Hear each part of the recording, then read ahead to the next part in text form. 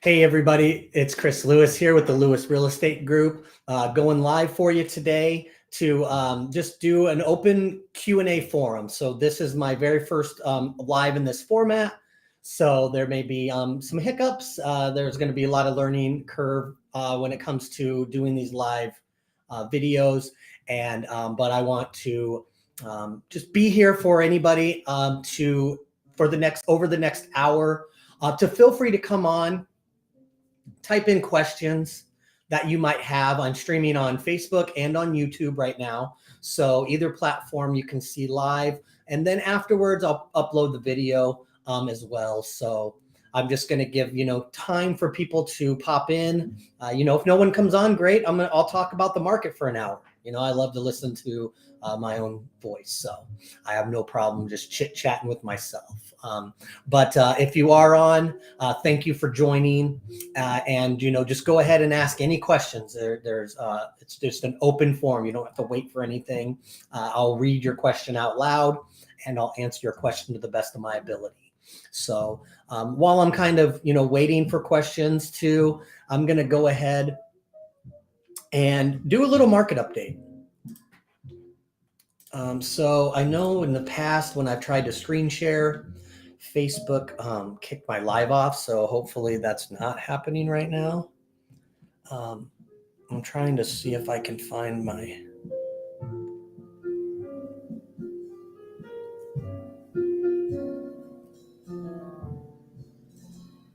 Q&A here. So if you get on, don't hesitate to say hi in the chat and then ask any questions that you might have, and I'd be happy to answer them. So I'm going to try to share the screen here.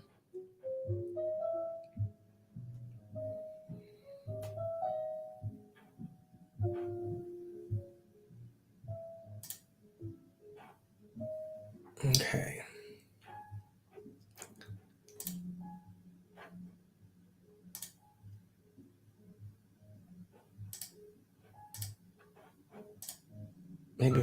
Maybe we'll try this little window. Let's see what this looks like. I don't like that. All right. Let's see here. Okay, we're just going to do the entire screen right now. Okay. So right now, I'm just going to go ahead and do a little market update here for you guys. So just to kind of show you the state of the market. So these are the stats that I use when I'm doing my market update. I have these stats put together every week. And this is our local market. So this isn't the whole MLS. This is the Des Moines proper and surrounding areas. So it's very nice and hyper local to give a more accurate description of what's going on here. Because what happens in Newton doesn't affect Des Moines, right? So I try to stay close. Now, this is for the week of January 8th. So this would be last week's market, okay?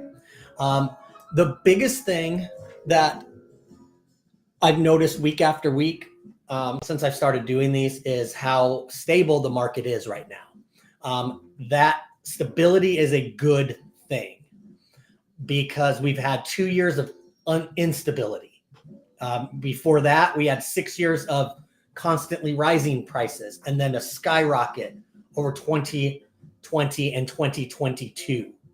So it's starting to normalize again. Even with high interest rates, it's still a great time to buy. And there's a lot of reasons why. You don't get to control the rate. And if you wait for that rate to come down, if you wait a year or two, that's 2 years that you have not put yourself in the market. That's 2 years of missed equity. So 2 years of paying down your mortgage, that you've missed. The rate will come down and you can refinance into a better rate and lower your payment. But when I talk to my clients, I tell them this. It's not as much of the rate as much as affordability. Can you afford the payment? And I'm talking like and be house broke. I'm talking, can you afford the payment? Are you comfortable with that? is the payment going to be close to what you're paying for rent right now? It might even be that, close. So if you can afford that payment and you are ready and you are able to buy, don't wait. Talk to me. We can go through that. There's been plenty of people where I've said, hey, I think you may want to work on things for a year. Let's try for next year. Let's try in 6 months. You're ready now, right? I'll always shoot you straight on that, give you my honest opinion.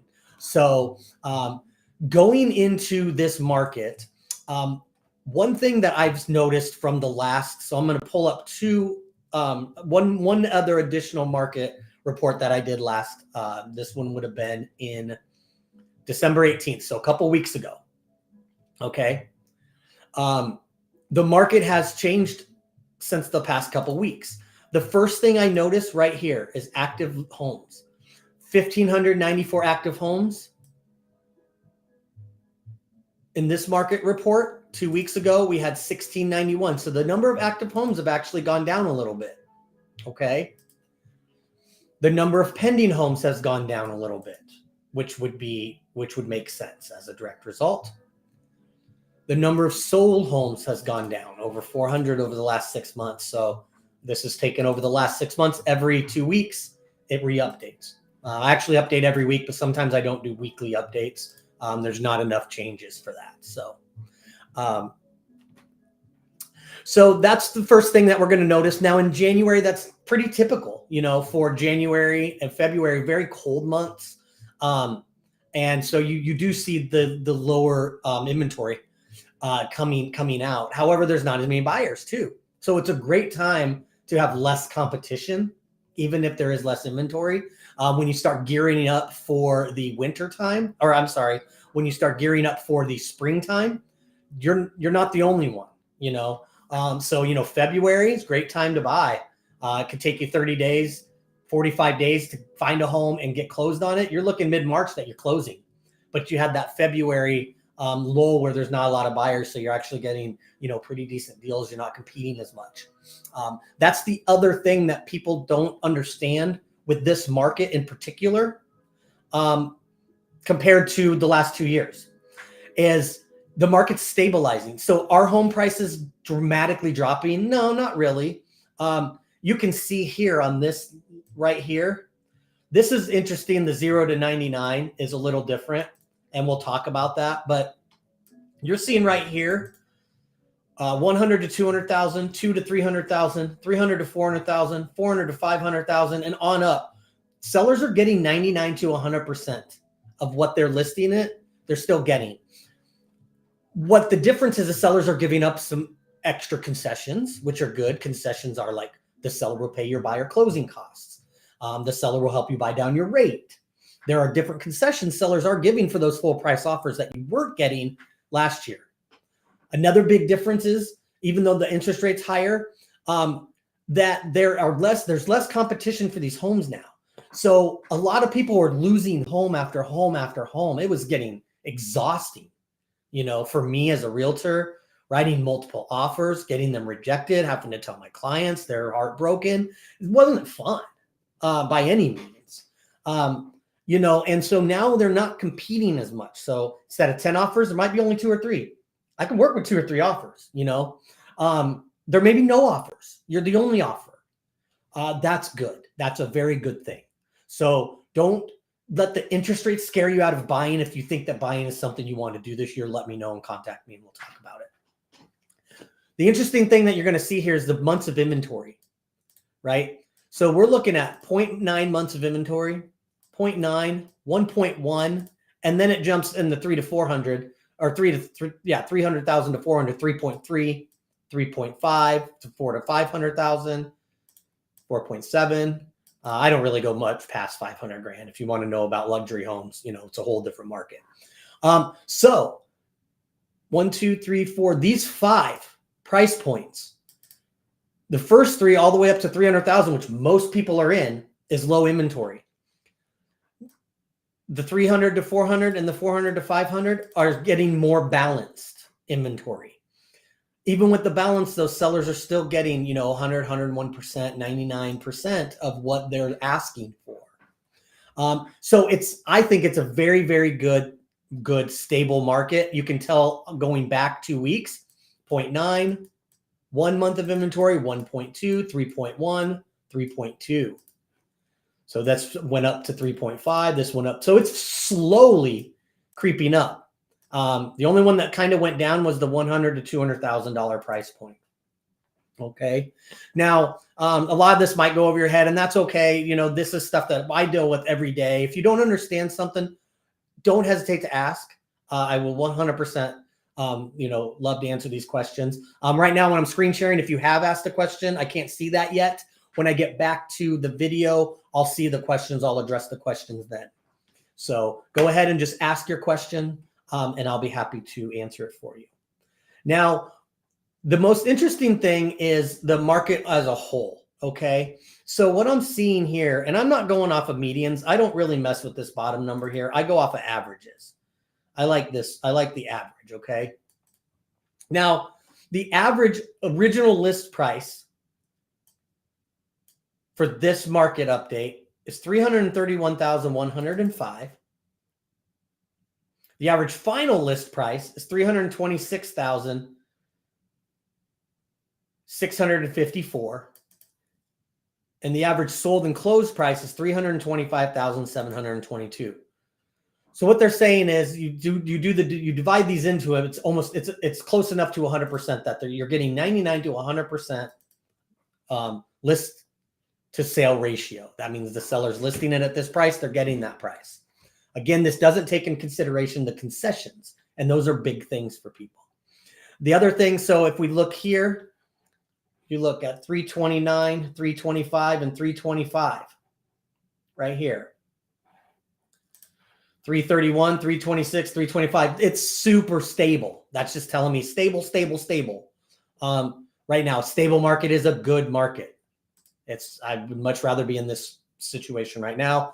Yes, things have slowed down because interest rates have gotten higher, but I'd much rather work with my buyers right now and sellers. I think it's good for everyone. The other thing is, and this is the main stable, is the average months of inventory for the whole entire market here. We're still sitting at 2.3. That's not bad. That's still a seller's market, but it's inching up. Here again, the newest one, 2.3. So again, it just all these things reinforce that we're stabilizing in the market. Des Moines isn't going to crash. You're not here. If you're hearing about real estate crashes in the big cities, we are not the big cities. Everything happens on the coast, and it finally gets here, and we're a lot more insulated than a lot of major metropolitan areas. So Des Moines is a great place to live. Obviously, if you live here, you know that. If you don't, you should move here. It's pretty cool. So pretty cool. I'm going to stop sharing my screen here, and I'm going to kick back over and see if I have any questions. Are you recording this by chance? Oh, what's up, girl? I will be recording it. Yeah. So I will, I'll put probably a video up on my YouTube. I don't know if Facebook's going to automatically record it or not. I think they do. But I'll probably put this up on YouTube as well, and Facebook. And then, and obviously, I believe I've talked to her before. So give her my number. Yeah. What's up, girl? Hey, how are you? Yeah. So, what questions you got for me?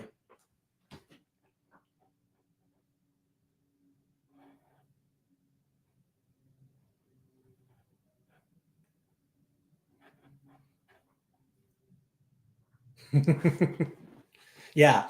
So I will. Yeah, I'll record it and I'll put it up. Gosh, I don't know if I can. I've got this new forum here. Well, where to start? Okay, so let me ask you what's your goal this year? I mean, what's got you think about buying this year?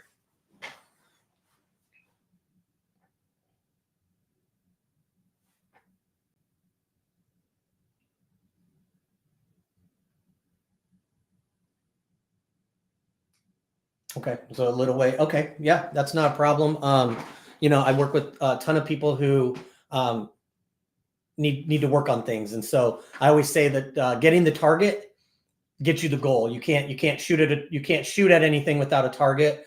So I always say, let's figure out what is going on, and everybody's situation is different, and there's never any judgments on that. Okay, finished nursing school, husband got his degree, going to be getting a pay raise, decent career, over the three-bedroom apartment. Yeah, I bet apartments suck, especially with kids. I'm sure it's probably tight too in the apartment building too. So, how long have you been working? You've been working over 2 years.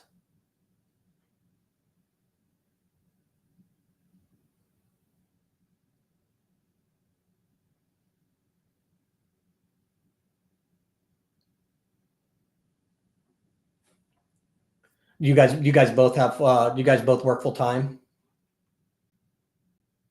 Oh, is that Nate? Is Nate your husband?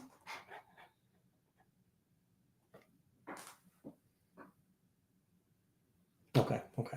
So the very first thing that you're going to want to do, even if we're for far out, is we want to start the pre-approval process.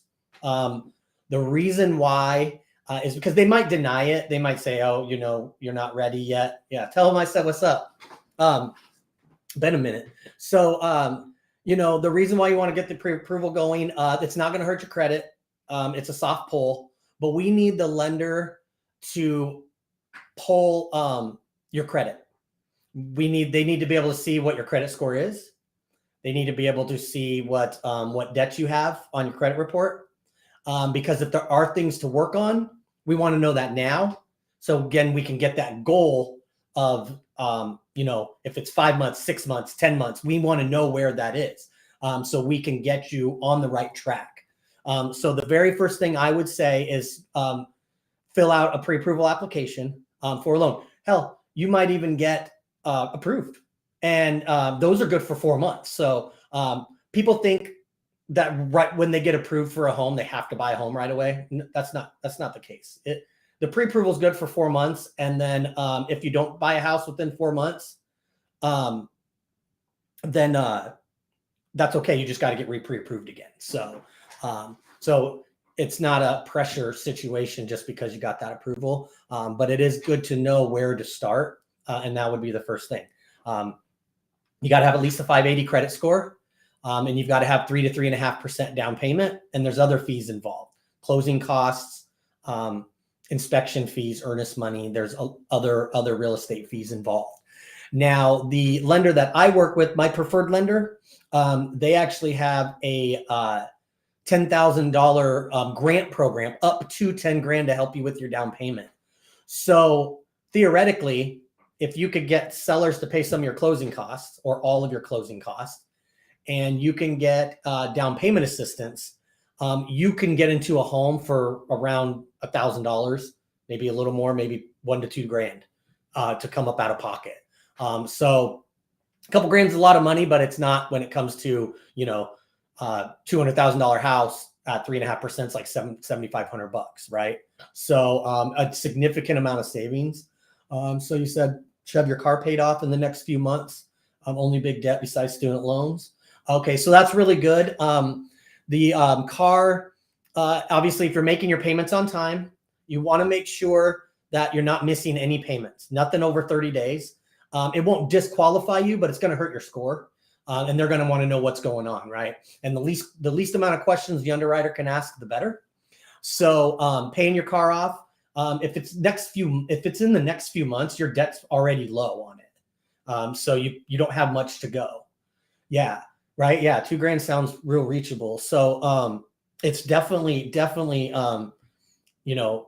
accomplishable. It's definitely a reality to buy a home this year if that's what you want to do. So you probably don't have a lot of debt. And then student loans, they only take 1% of your student loans as your monthly debt. So for example, you have $40,000 in student loans. Okay.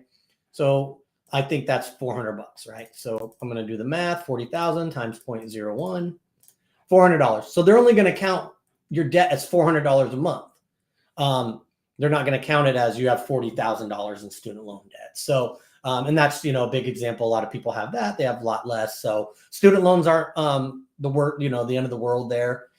So what I would say is take advantage of the products that the lenders have right now. Take advantage of the fact that sellers are giving concessions because that's going to get you into something, super cheap. Like I said, you've got your earnest money, which goes towards that, $1,000. I believe that the program that they run, you have to have $1,000 out of pocket minimum. So, so you're saying $1,000, some of that's going to be your earnest money. And then, so 500 would be like your earnest money. And then you'd come in with 500.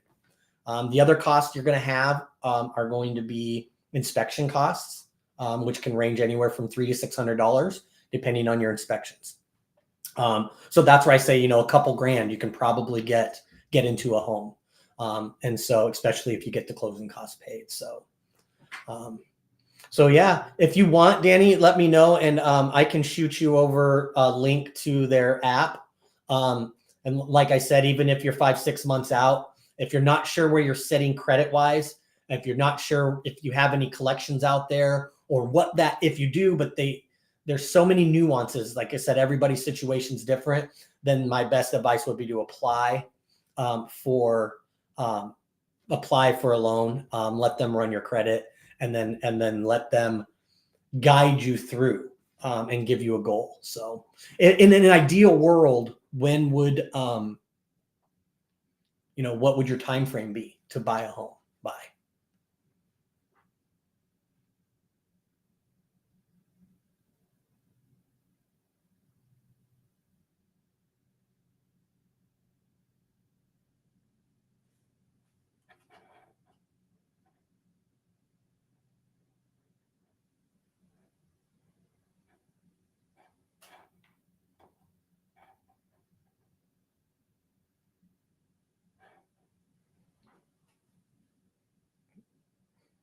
So if you I would say when you're first buying a home, you're talking from start to finish, from pre-approval to close.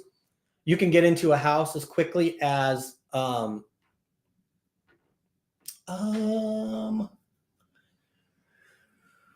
long it takes for something to come off of credit after full payment? A month. So it depends. So I know that the credit reporting agencies update their they update everything once a month. And so usually it's like between the 4th and the 8th of the month. So if you paid something off now, it would show next month. But they and the bank will, the lender would tell you, okay, we're going to wait, and then we're going to relook at your credit. Again, those are soft pulls, so they're not going to hit your credit hard at all. And so that's why they do that, so they can look. So yeah, so ASAP. So essentially, if you apply for for a mortgage and they say you're pre-approved, here's how much you're pre-approved for. Here's what your payment's going to be. Your monthly payment's going to be. Then yeah, and you may not even have to take care of the small stuff. You said it's because we have some small stuff there we could take care of. You may not even have to, and that's why I always leave it up to them, because I know, like, I've had yes. So I use my preferred lender right now, and I pretty much give 90% of my business over to them. They do a great job. They think outside the box, and I just really trust them a lot. Is Novus Home Mortgage. Let me see if I can. So I'll put their.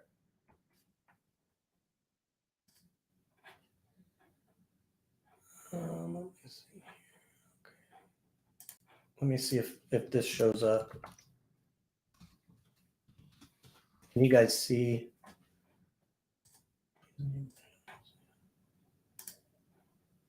Oh, it won't let me. It won't let me.